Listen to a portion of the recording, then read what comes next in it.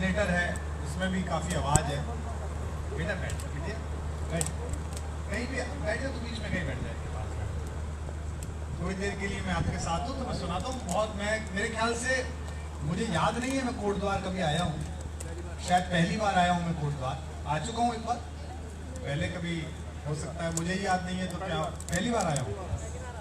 तो इतनी महत्वपूर्ण जगह, जिस जगह पर हुई एक प्रेम कथा ने विश्व की सबसे महत्वपूर्ण कविता की रचना की, अभिज्ञान शाकुंतलम की, उस कण्व द्वार पर मैं उपस्थित हूँ। वाह वाह, क्या कहने।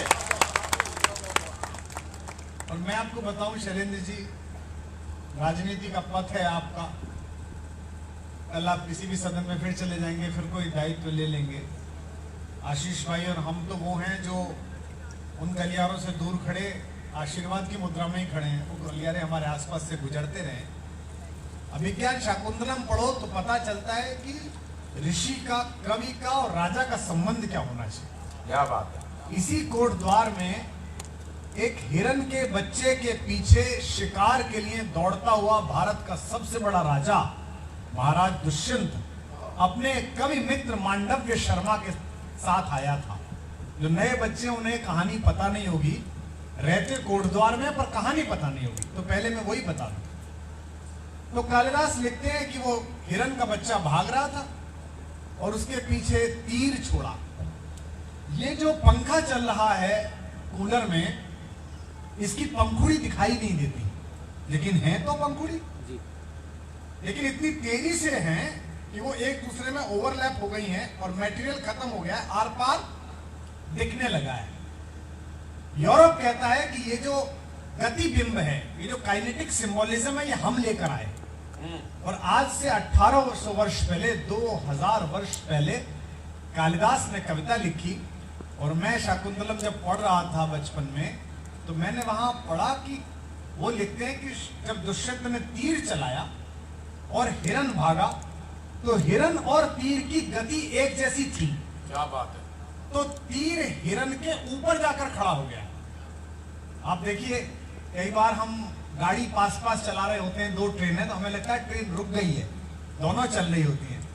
और जो हिरन का पिछला हिस्सा था वो आगे वाले हिस्से में समा गया। ऐसा नहीं, तो तेज दौड़ने के कारण। कालिदास लिखते हैं, पश्चार्धेन प्रविष्ट शरपतन भयात भूयसा पूर्वक आया। तो हिंदुस्तान की उस जमीन पर जहां पहली बार गतिबिंब रचे गए थे, उसका नाम कोटद्वार है। ये वो क्या बात है भाई, वाह वाह वाह वाह, क्या कहने कुमार भाई, वाह। और वो हिरन भागता भागता इन्हीं पहाड़ियों में कण्व के आश्रम में घुस गया। तो राजा कण्व के आश्रम में घुसने लगा। तो मांडव्य शर्मा ने कहा कि महाराज, अब ये गुरुकुल आ गया है, अब ये स्कूल आ गया है, अब ये यूनिवर्सिटी आ गई है, इसमें ये अपनी लाल बत्ती वाली पोंपो गाड़ी लेके मत घुसो। आगे पुलिस वाले चल रहे हैं, एनएसजी कमांडो चल रहे हैं, ऐसे मत घुसो, बाहर रुको, क्योंकि ये ऋषि का आश्रम है। और क्या कहा, विनीत वेशे प्रविष्टव्ये, ऋषि आश्रमो एवं, ऋषि का आश्रम है, इसमें विनम्र वेश के साथ प्रविष्ट हो। मुझे आश्चर्य होता है कि आज, माफ कीजिए, अधिकांश साधु संतों की युति केवल ये रहती है कि जहां उनका आश्रम हो वहां किसी प्रकार मंत्री आ जाए, मुख्यमंत्री आ जाए तो 5 दिन तक वो पोस्ट करते रहते हैं कि मुख्यमंत्री आए, प्रधानमंत्री आ जाए तो हो सकता है साल भर पोस्ट करते रहने। होना उल्टा चाहिए कि प्रधानमंत्री और मुख्यमंत्रियों को किसी ऋषि के आश्रम में जाते में गर्व अनुभव हो कि मैं किसी ऋषि के आश्रम में गया। वाह वाह, क्या कहने, वाह वाह वाह वाह। दुष्यंत ने अपना मुकुट उतारा, दुष्यंत ने अपने हार उतारे, अपने हथियार रखे और फिर अपने दोस्त के साथ अंदर प्रवेश किया। तो देखा कि एक वलकल पहने हुए एक लड़की हिरन के बच्चे को, उसी बच्चे को गोद में दुलार कर रही थी कि तू थक क्यों गया, इतना डरा हुआ क्यों है, तुझे कौन भयभीत कर रहा है। और उसको देखते ही दुष्यंत हिरन तो भूल गया, खुद ही हिरन हो गया। और उसने कहा अपने मित्र मांडव्य शर्मा से कि हे मेरे प्रिय कवि, मेरे महल में हीरों से जड़ी हुई रानियां हैं, वो भी इतनी सुंदर नहीं लगती जितना वलकल पहने हुए ये एक ऋषि कन्या लग रही है। ऐसा क्या कारण है?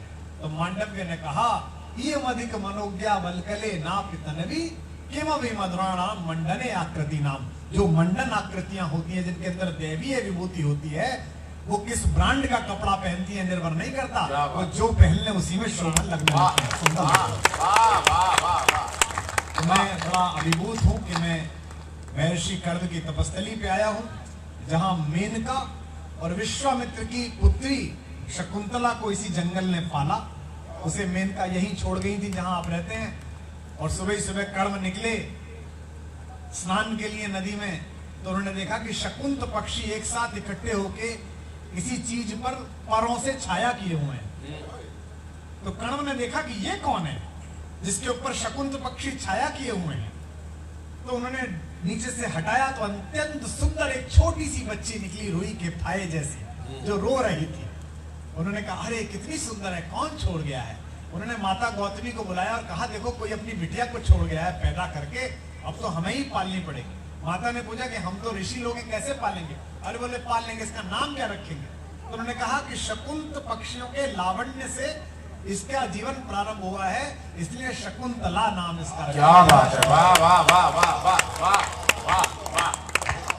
और उसी शकुंतला के गर्भ से वो बच्चा पैदा हुआ जिसके कारण इस देश का नाम भारत रखा गया। क्या बात है, वाह वाह वाह। तो कोटद्वार में रहने वाले बच्चों, दुनिया में कहीं भी जाओ, कोई तुमसे पूछे किस जिले से आए हो, भारत में कहीं जाओ कोई पूछे किस जिले से आए हो, तो उससे कहना कि तू अपने पासपोर्ट पे जो नाम लिखता है ना भारत, उसका नामकरण जिस बच्चे ने किया था मैं उसके जन्म स्थान से। क्या बात है, वाह वाह वाह वाह वाह वाह वाह वाह।